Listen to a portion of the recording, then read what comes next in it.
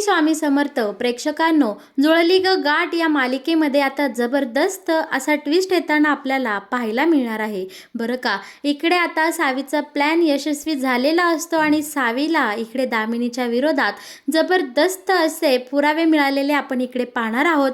आणि सावी त्या विषमाचा वेशात असतानाच इकडे आपला धैर्या घरी येताना आपल्याला पाहायला मिळणार आहे. धैर्या घरी आल्यानंतर घराचं हे वातावरण पाहून त्याला खूप मोठा धक्का बसतो. तो इकडे आता दामिनीला विचारतो की आई अगं हे काय चाललंय तुमचं सगळं. आणि बरं का आता इकडे आपली दामिनी गडबडलेली असते आणि सावीचेही इकडे हालचाली आता विचित्र झालेले असतात. आणि इराही आता इकडे शुद्धीवर आलेली असते, बऱ्यापैकी तिची झोप उडाली असते. ती सुद्धा आता इकडे हॉलमध्ये आलेली असते. आता इरा बोलते, धैर्या तुम्ही घरी काय करताय आणि ह्या सावीने हा कसला वेश केलाय. सावी तू अशी काय ग विचित्र गत वागली. आणि बरं का आता मात्र इकडे सावी दामिनी या दोघींचंही भांडं आपल्या धैर्यासमोर उघड होणार. पहिली गोष्ट तर सावी वेडी नाही, सावी बरी आहे ही गोष्ट धैर्याला कळणार आणि त्यानंतर धैर्याला खूप मोठा आनंद होणार. पण इकडे दामिनी घाबरलेली असते आणि दामिनीला सावीचा प्लॅन इकडे कळलेला असतो. दामिनी सावीच्या विरोधात काही हालचाली करणार, तोच सावी इकडे धैर्यासमोर पुरावे देत तो व्हिडिओ दाखवत दामिनीचं खरं रूप आता कशा प्रकारे उघड करणार. आणि त्यानंतर त्यांच्या या घरामध्ये जो काही बॉम्ब फुटणार, दामिनीच्या आयुष्यातलं आता अंतिम सत्य सगळ्यांसमोर आलेलं आपल्याला पाहायला मिळणार आहे. आणि हे सगळं मालिकेमध्ये का आणि कसं घडत जाणार हे जर तुम्हाला जाणून घ्यायचं असेल तर तुम्ही आपला हा व्हिडिओ अगदी शेवटपर्यंत बघा, म्हणजे तुमच्या सगळं काही इकडे लक्षात येऊन जाईल. तर प्रेक्षकांनो, इकडे मालिकेमध्ये आता नीताच्या सांगण्यावरून आपल्या दामिनीने त्या विसम्माला घरी येण्यासाठी परवानगी दिलेली असते. पण यांच्या मार्गामध्ये दोनच अडथळे असतात, ते म्हणजे अवंती आणि इरा. कारण नीताने सांगितलेलं असतं की विसम्मा ज्यावेळेस घरी येईल त्यावेळेस तिला घरात कोणी नको आहे. पहिली गोष्ट, घरातल्या तिन्ही मुलांना दामिनीने मीटिंगसाठी बाहेरगावी पाठवलेलं असतं. आणि आता इकडे दामिनी तिची कारस्थानी वृत्तीची इकडे पुनरावृत्ती करून आता ह्या इराला झोपेच्या गोळ्या देऊन खोलीमध्ये झोपून ठेवतं, शिवाय बाहेरून इकडे दार लावून घेते. दुसरीकडे म्हणजे अवंती. आता नीता अवंतीला बोलते की सावीला घेऊन तुम्ही सावीच्या खोलीमध्ये बसा, अजिबात बाहेर येऊ नका, आमचं महत्त्वाचं काम आहे. त्यामुळं आता अवंती सुद्धा यांच्या शब्दाबाहेर नसते. अवंती आणि ही सावी खोलीमध्ये असल्याचं नाटक करतात आणि लगेच वेश पालटून इकडे सावी बनून येते विसम्मा आणि अवंती बनून येते तिचा चेला म्हणजे बेटा. ह्या दोघीही जणी आता पुन्हा एकदा घराबाहेर जाऊन इकडे आता ह्या दामिनी मुजुमदारच्या घरात प्रवेश करताना आपल्याला पाहायला मिळणार आहे.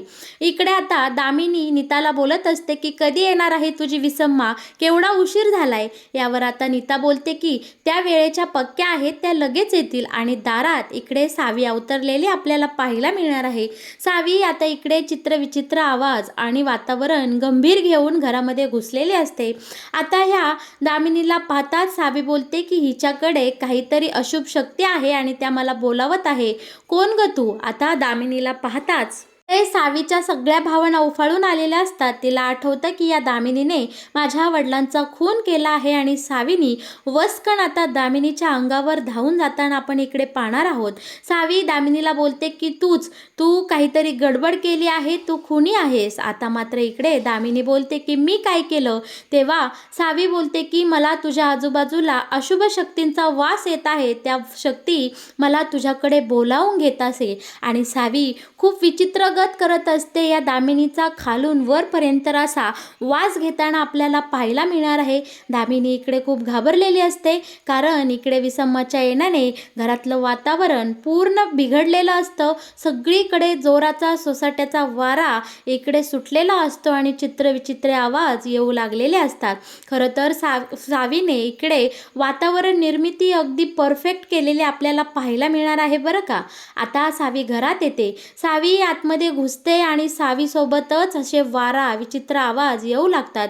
यावर दामिनी आता नीताला बोलते की हे नक्की काय चाललंय, ही बाई आल्यानंतर असं काय होतंय.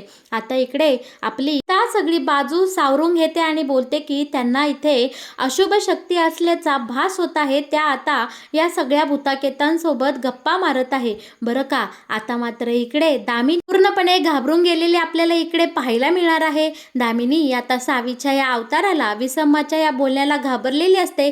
सावी आता दामिनी जवळ येते आणि बोलते की ए दामिनी, तुझा आज शेवट आला आहे, तू मरणार. आता तुला हे सगळे आत्मे तुला त्यांच्यासोबत घेऊन जाणार. हा हा हा हा. आणि मोठ्याने इकडे हसू लागलेली असते. आणि हे बोलणं ऐकून मात्र इकडे दामिनीची पुरती तंतरलेली असते. ती बोलते की आता काय करायचं. यावर आता सावी बोलत असते की घाबरू नकोस, मी तुझ्यासोबत आहे. पण यासाठी तुला मला तुझं सगळं सत्य सांगावं लागेल. तू काय काय पापं केली आहे, तू कुणाकुणाचं काय वाटोळं केलं आहे, हे सगळं तुला मला सांगावं लागेल. आणि मग मी तुझ्या या सगळ्यातून सुटका करेल, या भूताकेतांपासून तुझी मुक्ती करेल. कारण तुझ्या मागे 2 अपवित्र आत्मे लागले आहे. दामिनी, आता तुझं काही खरं नाही, तुझा शेवट होणार म्हणजे होणार. सावीच्या या बोलण्याने आता दामिनी थरथर कापू लागलेली असते. तेव्हा सावी बोलते, गप, अशी घाबरू नकोस, मी आहे ना. बेट्या ये लवकर. आणि सावी आता तिच्या चेल्याला म्हणजे इकडे अवंतीला आवाज देत असते. अवंती येता येताच घाबरते आणि तिचा पाय तिच्या कपड्यात अडकतो, ती पडणार. तोच बोलते, आई ग. आता हा आवाज इकडे दामिनीने ऐकलेला असतो. आता मात्र सावी घाबरलेली असते, नीताही घाबरलेली असते आणि अवंती तर त्याहून घाबरलेली असते. कारण इकडे समोर दामिनी, तिच्या तोंडून आता इकडे महिलेचा आवाज. आता इकडे दामिनीला सत्य कळलं तर या तिघींची पुरती वाट लागेल असं आता या तिघींना भीती वाटते. पण इकडे सावी बरोबर वेळ मारून नेते आणि बोलते, गबस, बाकीच्या गोष्टी बोलू नकोस, आज तुझा शेवट आहे, आज तू मरणार, हे अपवित्र आत्मे तुला घेऊन जाणार. हे ऐकल्यावर पुन्हा दामिनी सगळं विसरते, घाबरून जाते. इकडे ह्यांनी व्यवस्थित प्लॅनिंग केलेलं असतं आणि आता इकडे सावीने खूप मोठं रिंगण आखायला घेतलेलं असतं. त्या रिंगणाच्या मधोमध आता इकडे होम मांडलेला असतो. आता सावी बरोबर ज्या ठिकाणी मधुसूदनचं भूत आलेलं असतं, इकडे दामिनीच्या भावाचं भूत त्यांनी तिथं आणलेलं असतं, तिथं जाते आणि काहीतरी मंत्र पुटपुटते आणि बोलू लागते. आणि त्यानंतर सुद्धा खूप जोराचा वारा येतो, सुसाटाचा वारा येतो आणि सगळं वातावरण घरातलं अजूनच भीतीदायक झालेलं असतं. आता इकडे दामिनी नीताला विचारते की नीता, अगं ही तुझी विसम्मा नक्की काय करते. यावर सोबत आलेला बेट्या बोलतो, तुम्ही घाबरू नका, विसम्मा आता आत्म्याशी बोलत आहे. कारण याच ठिकाणी त्या आत्म्यांची आणि तुमची प्रचिती झाली आहे. दोघं तुम्हाला याच ठिकाणी भेटले, बरोबर ना. आता हे सत्य ऐकल्यानंतर दामिनीचा या दोघांवरही एकदम विश्वास घट्ट झालेला असतो. कारण खरोखरच मधुसूदनचं भूत आणि दामिनीच्या भावाचं भूत सुद्धा या ठिकाणीच होतं. त्यामुळे आता इकडे दामिनीचा या दोघींवरही विश्वास बसू लागलेला असतो. आता रिंगणामध्ये इकडे दामिनीला बसवलेलं असतं सावीने आणि आता सावी दामिनीची चांगलीच हजेरी घेताना आपल्याला इथे पाहायला मिळणार आहे. बरं का, आता इकडे पहिलं तर सावीने आपल्या नीताकडे काही काळे तीळ दिलेले असतात आणि ते सगळे तीळ घरभर पांगवायला सांगितलेले असतात. आणि आता इकडे सावी बोलते, ज्या ठिकाणी ह्या बाईला म्हणजे दामिनीला त्या भूतांची प्रचिती झाली, आपल्याला त्याच ठिकाणी बरोबर रिंगण आखायचं आहे आणि होमाला बसायचं आहे.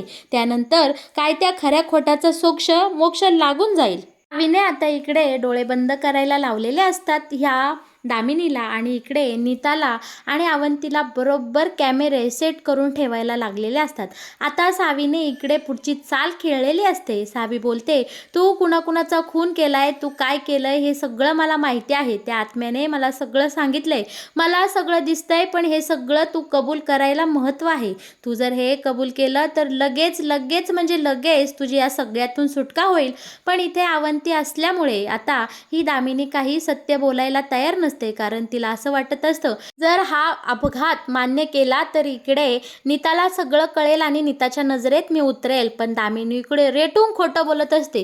ती बोलते की नाही, माझ्याकडनं कोणाचा खून झाला नाही, मी आजवर कोणतंही पाप केलं नाही. आता मात्र इकडे सावीची सहनशक्ती संपलेली असते. सावी डायरेक्ट इथे या दामिनीचा गळा दाबते आणि बोलते की बोल बोल, तू काय केलं आहे. ते आत्मा मला त्रास देतात. ते आत्मा बोलतात की हिच्याकडनं वदवून घे, हिला बोलायला लाव, तिने आमच्यासोबत खूप वाईट केलं आहे. आता इकडे दामिनी पुरती घाबरते आणि नीताला बोलते नीता नीता नीता. आता इकडे बेट्या आणि ही नीता इकडे आता सावीला मागं ओढते, विसम्माला मागं ओढते आणि बोलते की तुम्ही दुरून बोला, सगळं काही नीट होईल. आणि आता बरं का प्रेक्षकांनो, इकडे सावीने आता या दामिनीला एक क्ल्यू दिलेला असतो, अपघात, आणि बोलत असते की बोल, तू जेवढ्या लवकर तुझं सत्य खरं सांगशील तितक्या लवकर तुझी या सगळ्या प्रकरणातून सुटका होईल. आता इकडे डोळत चोळत आता ही आपली इरा ही जागी झालेली असते. इरा मोठ्याने इकडे दरवाजा वाजवत असते. आत्या आत्या, मला बाहेर काढा, तुमचं काय चाललंय, मला एवढी गाढ झोप कशी काय लागली.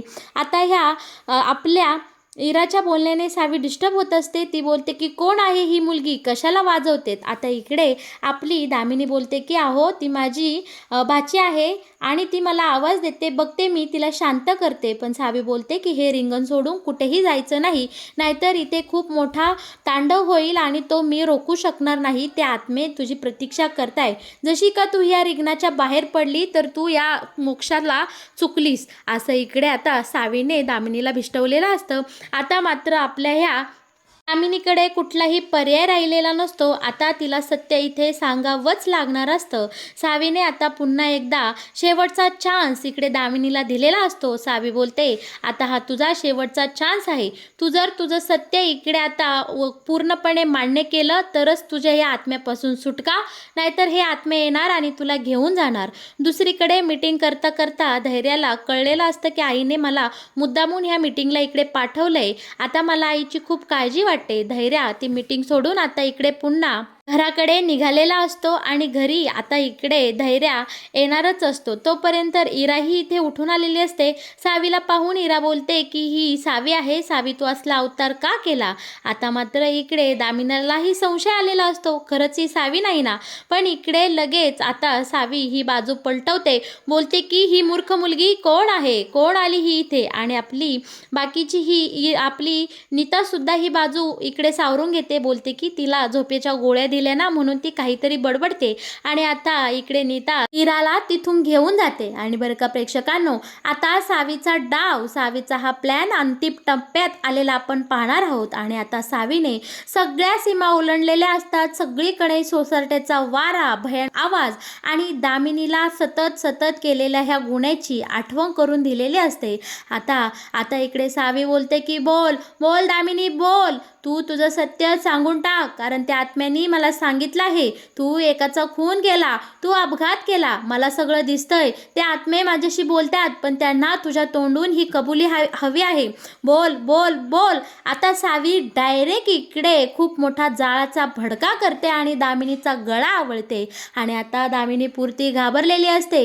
ती इकडे पूर्णपणे कापरू लागलेली असते आणि धडाधड सगळं सत्य बोलून टाकते की हो, माझ्या हातून अपघात झाला आहे, माझ्या हातून माझी सून सावी हिच्या बाबांचा अपघात झाला आहे आणि ते मेले आहे, शिवाय माझ्या भावाचा सुद्धा मी खून केला आहे. असं एवढ्या मोठ्या सत्याचा खुलासा दामिनीने इकडे केलेला असतो आणि तो सगळं काही व्हिडिओ रेकॉर्डिंग झालेला आपल्याला पाहायला मिळणार आहे. तोपर्यंत धैर्यही आता घरी आलेला असतो आणि घरात एवढा मोठा हा कर्मकांड पाहून धैर्या आईला जाब विचारतो की आई, अगं हे तुझं काय चाललंय, हा कसला अवतार चालू आहे आणि तू इथं काय बसली आणि तू नक्की काय मान्य केलं, काय झालं, कुठली भूता आल्यात. धैर्याचे प्रश्न इकडे थांबत नसतात. सावीही घाबरलेली असते. सावीला वाटतं की आता जर धैर्याने मला ओळखलं तर. आणि प्रेक्षकांनो, अगदी सावीची भीती इथं खरी ठरलेली आपल्याला पाहायला मिळणार आहे. आणि धैर्या सावीला ह्या अवतारातही ओळखतो की सावी, अगं तू काय हा अवतार केलाय, तुम्ही दोघींनी काय करून ठेवलं आपल्या घराचं, सगळं घराचं वातावरण बिघडवलंय. आता इकडे दामिनी घाबरून उठते आणि सावीकडं वरून खालपर्यंत पाहते आणि इथे इराही आलेली असते. इरा बोलते की आत्या, मी मगापासून सांगते की ही सावी आहे, सावी आहे, पण तुम्ही माझं काही ऐकायला तयारच नाही. बरं का, आता इकडे धैर्या शांतपणे विचारतोय की तुम्ही नक्की काय लावलं आहे, नक्की इथं काय घडलं. आता दामिनी सुद्धा शुद्धीवर आलेली असते. दामिनी तिच्या ह्या भयानक रूपात आलेली असते आणि बोलते की सावी, सावी तू हे काय केलं, तुम्ही मिळून मला फसवलं. आता इकडे धैर्याला सावीकडे पाहून असं वाटतं की सावी काहीतरी आज वेगळी दिसते आणि सावी बोलते की हो दामिनी मुजुमदार, तुमच्या पापाचा वाडा आता, तुमच्या पापाचा घडा आता भरला आहे आणि तो मी वाचून दाखवणार, तो मी फोडणार. आणि सावीचे हे व्यवस्थित माणसासारखे शब्द ऐकून धैर्य बोलतो की सावी तुला बरं वाटतंय, माझी सावी बरी झाली. आणि धैर्याला इथे खूप आनंद होतो. तो सावीजवळ जातो आणि सावी बरं झाली, व्यवस्थित बोलू चालू लागली, या गोष्टीचा आता त्याला खूप छान वाटतं. पण दुसरीकडे आता दामिनी सावीवर आरोप करत असते आणि बोलते की हिने मला फसवलं, हिने माझ्याकडनं नको ते वदवून घेतलं, हिने मला फसवलं, ह्या मूर्ख मुलीनी मला इतक्या दिवस वेड्यात काढलं. आता इकडे धैर्याला नक्की या दोघींचं काय चाललंय हे कळत नसतं. तेव्हा आता सावी बोलते की हो मी फसवलं तुम्हाला, पण तुमच्या पापाची अंतिम घटिका आता भरली आणि तुमचीही घटिका भरली.